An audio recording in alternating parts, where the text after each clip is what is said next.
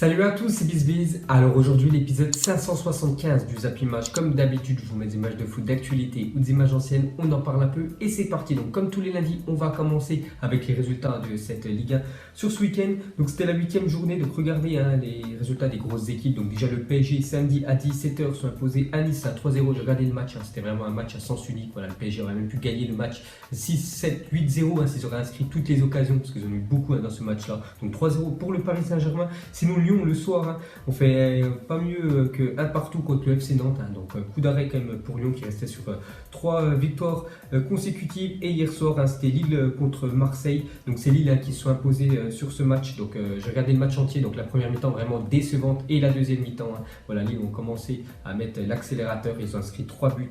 Donc belle victoire lilloise. Ensuite on revient sur l'Olympique de Marseille. A encaissé 16 buts en 8 journées depuis le début de cette saison en Ligue 1. Il s'agit de la deuxième pire défense du championnat derrière Guingamp, 17 buts. Donc voilà les gars, déjà Marseille, 16 buts en 8 journées, donc c'est simple, ça fait quasiment, ils concèdent 2 buts par match en moyenne, donc c'est beaucoup quand même pour une équipe qui joue l'Europe, qui essaye de terminer à la fin du championnat sur le podium et se qualifier pour la prochaine Ligue des Champions. Donc il faut absolument essayer de rectifier tout ça en défense. Ensuite une déclaration de Luis Gustavo, il a dit nous ne sommes pas Paris, nous ne sommes pas le FC Barcelone, nous sommes une équipe qui a besoin de travailler, surtout dans le secteur on peut voir défensif. Ensuite on va parler de l'adversaire de Marseille, donc Lille. Donc vous vous souvenez, Lille l'année dernière c'était vraiment la catastrophe avec Marcelo Bielsa et cette année elles sont quand même deuxième du championnat Lille et ça va plutôt bien. Ils se sont imposés à 3-0 contre Marseille, une équipe, je crois que ça faisait plus de 5 ans qu'ils n'avaient pas gagné contre eux. Donc seuls Lionel Messi et Neymar sont plus décisifs que Nicolas Pepe dans les 5 grands championnats. Après 8 journées, l'Ivoirien en est à 5 buts et 3 passes décisives. Donc lui, déjà c'est lui qui obtient le penalty sur le premier but de Lille. Et je crois que s'il fait même une passe D pour Jonathan Bamba qui a marqué un doublé avec Lille hier. Donc voilà les gars, Nicolas Pepe, les gars, il est vraiment en ultra forme par rapport à l'année dernière. Ensuite, à parler du Paris Saint-Germain, il y a un record pour le PSG. Donc le PSG devient la première équipe de Ligue 1 depuis l'Olympique Lillois en 1936, a enchaîné 8 victoires après 8 journées de championnat. Donc c'est simple, 8 matchs, 8 victoires, 24 points pris sur 24 possibles. Donc rien à dire, le PSG est déjà en train d'écraser cette Ligue 1. Je crois qu'ils ont déjà 11 points d'avance sur le deuxième. Donc là, bien sûr, c'est un sens unique pour eux. Ils seront champions d'ici, je pense, janvier, s'ils continuent comme ça, le PSG. Et surtout, ils ont à chaque fois gagné leurs 8 matchs en mettant minimum 3 buts. Ensuite, jeter un petit coup d'œil au meilleur buteur de Ligue 1 cette saison. Donc le premier, c'est seul en tête, c'est Neymar qui a marqué un but contre Nice ce week-end, deuxième Thauvin et troisième, et Edinson Cavani qui était remplaçant tout le match contre Nice. Ensuite, après 8 journées de Ligue 1, Rennes a déjà perdu 13 points après avoir ouvert le score, soit presque autant que toute la saison dernière, 14. Donc ça avec Rennes, ils arrivent souvent à inscrire le premier but, mais le problème, il faut souvent égaliser, et des fois encore pire, ils perdent le match avoir ouvert le score en premier. Donc ce week-end ça a été encore un exemple parce qu'ils gagnaient 1-0 contre Toulouse. En plus Toulouse ont pris un carton rouge mais ils ont quand même réussi à arracher le match nul. Et pour finir avec le Stade Rennais, donc l'international français Ousmane Dembélé est présent en tribune pour le match Rennes-Toulouse, parce que voilà, Rennes c'est quand même son ancienne équipe avant d'aller à Dortmund et au Barça. Et pour finir avec la Ligue 1, jeter rapidement un petit coup d'œil au classement. Donc le PSG 24 points, donc voilà, il s'envole bien sûr. Deuxième Lille et troisième Montpellier, donc voilà le podium pour l'instant surprenant de cette Ligue 1. Ensuite direction de l'Angleterre, on va commencer avec Manchester United qui sont encore inclinés. Donc ils sont inclinés 3-1 contre West Ham, donc éliminés cette semaine en coupe de la Ligue anglaise par Derby County, une équipe quand même de deuxième division. Manchester United s'incline sur la pelouse de West Ham. Donc voilà, l'avenir de José Mourinho maintenant dans le club, ça commence à être plutôt sombre pour lui. Donc parce qu'on peut voir qu'avec 10 points pris en 7 matchs, Manchester United réalise tout simplement le pire début de saison de son histoire en première ligue. Donc voilà, c'est pour vous dire que c'est catastrophique cette année Manchester United. Donc 3 victoires, 1 match nul, 3 défaites pour Manchester United. Et pour finir avec José Mourinho, il a fait une petite déclaration sur l'ancien Toulousain Issa Diop qui a été transféré cet été à West Ham. Il a dit félicitations au scout qui a repéré ce gamin de 21 ans. Issa Diop est un monstre, il a dominé tous les duels pour l'ancien joueur de Ligue 1, l'ancien joueur de Toulouse. Et pour finir avec Manchester, donc d'après The Sun, Zinedine Zidane est le favori pour prendre la tête de Manchester United en cas de départ de José Mourinho. Il prendrait actuellement des cours d'anglais. Donc il avait dit déjà il y a quasiment un mois, Zinedine Zidane, qu'il allait entraîner très prochainement une nouvelle équipe. Donc on sait que Mourinho, c'est plutôt la crise avec Manchester et surtout vu les résultats, je ne pense pas qu'il va faire long feu. Bon, après il va toucher un gros jackpot, un gros chèque, je crois plus de 26 millions d'euros s'il licencie. Donc ça devrait être Zinedine Zidane qui devrait entraîner Manchester. En plus, il est en train de prendre des cours d'anglais, donc ça devrait se faire dans quelques mois. Ensuite, j'étais un coup d'œil au tirage au sort des huitièmes de finale de la Coupe de la Ligue 1 anglaise où Manchester United sont fait éliminer la semaine dernière. Donc il y aura un City contre Fulham, on peut voir qu'il y aura un Chelsea contre Derby County. Donc voilà, la légende des Blues, Frank Lampard, retrouvera Chelsea le mardi 30 octobre prochain en huitième de finale de la Coupe de la Ligue anglaise. Donc Frank Lampard, c'est l'entraîneur de Derby County qui a réalisé l'exploit d'éliminer Manchester United. Donc ils devront encore réaliser un exploit à éliminer Chelsea. Ensuite, pour continuer avec les Blues de Chelsea, donc ce week-end, ils jouent une fois de plus contre Liverpool. Ils avaient déjà joué mercredi contre eux. Donc score final un partout, donc un but d'Eden Hazard. Donc il a dit mes genoux, ils sont en feu. Je ne ferai plus cette célébration parce qu'encore quand il a marqué, voilà, il a célébré son but en glissant sur ses genoux. Il a dit plus jamais il ferait ça parce que voilà, ses genoux, bien sûr, ils n'ont pas supporté. Ensuite, à parler de Newcastle en première ligue, donc c'est 7 matchs, 0 victoire, 2 matchs nuls, 5 défaites pour le club de Newcastle. Donc ça n'a pas du tout quand même pour eux. Donc ils sont arrivés l'année dernière en première ligue. Donc après, c'est un club quand même emblématique de la première ligue. Mais cette année, c'est vraiment compliqué pour eux. Donc il faut absolument se ressaisir. Sinon, ça sera la Championship l'année prochaine.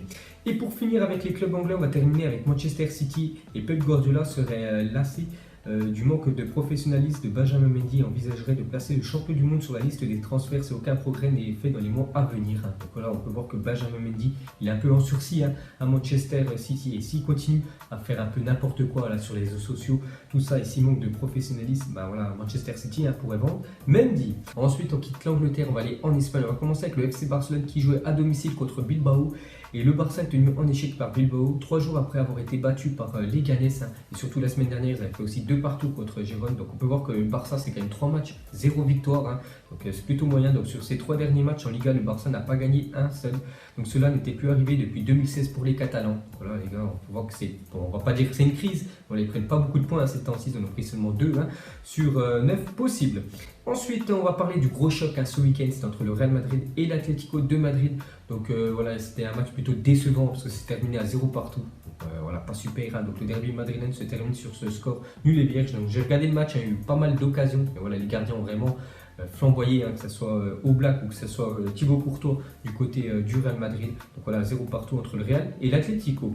Ensuite, on continue. Le Real n'a plus battu l'Atlético à domicile en Liga depuis le 1er décembre 2012. Donc on peut voir que c'est quasiment la bête noire quand même du Real Madrid à domicile. Donc à chaque fois, soit c'est une défaite ou soit ça se termine sur un match nul. Ensuite, une déclaration de Dani Carvajal, le défenseur droit espagnol. Il a dit c'est dur de jouer contre une équipe qui commence à perdre du temps dès la première minute. Le nul arrange l'Atlético. Pour eux, ce nul vaut de l'or. Donc il a dit voilà, que l'Atlético, eux, ils sont venus pour chercher le point du match nul. Et bien sûr, ils l'ont obtenu. Ensuite, regardez cette petite photo des crampons d'Antoine Griezmann. Donc il les a portés lors du match contre le Real Madrid. Donc on peut voir l'écusson de l'Atlético et bien sûr on peut voir Griezmann sur son crampon droit en train de faire la célébration Fortnite. Ensuite, direction l'Italie, on va parler d'un gros choc aussi entre la Juventus et Naples. C'est le premier de l'année dernière qui joue contre le deuxième. Et c'est la Juventus qui se sont imposés 3-1. Donc la Juve poursuit son sans faute et prend 6 points d'avance sur le Napoli. Voilà, c'est déjà énorme, 6 points. Donc c'est simple. La Juventus cette saison, toute compétition confondue, que ce soit championnat, Coupe d'Italie ou Ligue des Champions. Donc c'est 8 matchs, 8 victoires. Donc voilà, elle est vraiment impressionnante. La Juve. Ensuite, à parler de Cristiano Ronaldo, donc une nouvelle évolution. Donc ici, Cristiano Ronaldo était en train de revenir le genre fantastique qu'il était à Manchester United. Parce qu'on peut voir que Ronaldo est impliqué dans 7 buts en 7 journées de Serie A cette saison, plus que tout autre joueur. Donc déjà 3 buts, donc déjà il n'a pas marqué ce week-end, mais surtout il fait des passes D maintenant Cristiano Ronaldo. Alors qu'avant, quand il était dans la surface, à chaque fois il essayait de tirer, à chaque fois il essayait de marquer. Voilà, il faisait rarement quand même des passes pour ses coéquipiers. Que maintenant, voilà, il en fait pas mal. Il fait, je crois, 2 passes D pour Mandzukic ce week-end. Donc très bien Ronaldo. Donc peut-être il va revenir. Voilà le joueur qu'il était avant à Manchester United. Ensuite, pour continuer avec Ronaldo, on peut voir que le PSG avait bien tenté Ronaldo de le recruter cet été.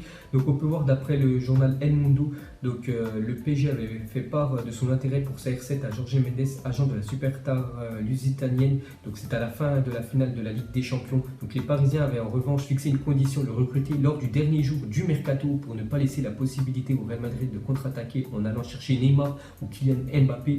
Trop d'incertitude pour le joueur qui a donc refusé le club de la capitale française. Donc on peut voir que Ronaldo aurait pu venir en fait au PSG, mais le PSG voulait le recruter lors du dernier jour du mercato, donc le 31 août Comme ça, le Real Madrid, ils auraient peu le temps d'essayer de piquer un joueur du PSG, donc soit Neymar ou Kylian Mbappé. Donc c'est pour ça que Ronaldo n'a pas voulu venir au Paris Saint-Germain. Donc on peut voir quand même qu'il était à deux doigts de venir au PSG. Et sinon, on peut voir qu'il y a des autres clubs aussi qui étaient intéressés par Cristiano Ronaldo. Donc selon El Mundo, donc Ronaldo a refusé cet été les offres de trois clubs. Donc déjà l'AC Milan qui a proposé 150 millions d'euros. Donc il aurait pu aller du côté du Milan AC. Manchester United offre jugée trop faible et le PSG un timing trop court. Donc on a parlé le timing trop court à cause de cette dernière journée du mercato. Et pour finir avec Cristiano Ronaldo, une petite déclaration sur Mohamed Salah. Il a dit Salah méritait de remporter le prix Puksas. Il a marqué un joli but, mais soyons honnêtes, nous ne mentons pas. Mon but était le plus beau. Donc c'est vrai, je suis du même avis que Cristiano Ronaldo. Pour moi, c'est ce but-là ou le but de Gareth Bale qui est un peu pareil que celui de Ronaldo, qui a dû être élu plus beau but de l'année. Ensuite, on se dirige en Allemagne. Et on va parler de Leverkusen contre le Borussia Dortmund. Donc déjà, score final 4-2 pour Dortmund. Donc le Borussia est leader de la Bundesliga en passant devant le Bayern Munich. Donc voilà, un gros événement quand même, parce que le Bayern, on sait que c'est vraiment une équipe qui squatte à chaque fois la première place. Et actuellement, ils sont deuxième. Donc regardez le détail du match entre Leverkusen face à Dortmund. Donc il y avait quand même 2-0 pour Leverkusen et Dortmund.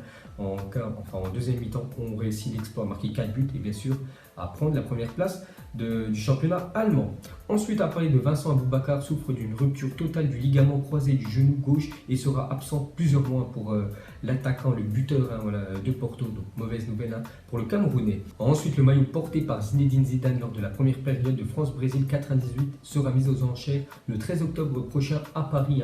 Donc 20 ans après, ce dernier n'a jamais été lavé et encore des traces de sueur sont prêtes, estimées entre 20 000 et 40 000 euros. Donc on a déjà parlé avant-hier dans mon ancien Zappy Match, mais là on voit un peu plus de détails. Donc vous pouvez voir le prix à peu près, comme il est estimé le maillot de Zidane. Donc il y a encore des traces de sueur. Donc voilà les gars, s'il y a des intéressés, il va falloir sortir le chéquier. Et pour finir ce Zappy Match, on va terminer avec Mourinho. Donc Manchester doit-il virer Mourinho, soit oui, soit non, parce qu'on peut voir que c'est la crise quand même. Manchester United, déjà éliminé en Coupe de la Ligue. Ils font leur pire début de saison de première ligue de leur histoire. Donc 3 matchs, 1 nul, 3 défaites. Donc c'est pas super pour eux. Donc est-ce que Manchester United doit virer Mourinho? Soit oui, soit non. Donc voilà les gars, la fin de Zappy Match 575. Donc si ça vous a plu, un petit like. Et moi je vous ferai l'épisode 576 demain. Donc moi je vous laisse et je vous dis à la prochaine comme d'habitude. Ciao à tous. Donc on l'a maquillé avec des mensonges. Et que son âme est moche, plus qu'à la maquiller avec des mensonges. Je sais pas ce qui se passe dans ma tête. Parfois, je voudrais sauver la terre. Parfois, je voudrais la voir brûler. Ça va pas trop, je roule un terre. Trop de haine pour 9 mètres carrés. Tristesse, faut pas.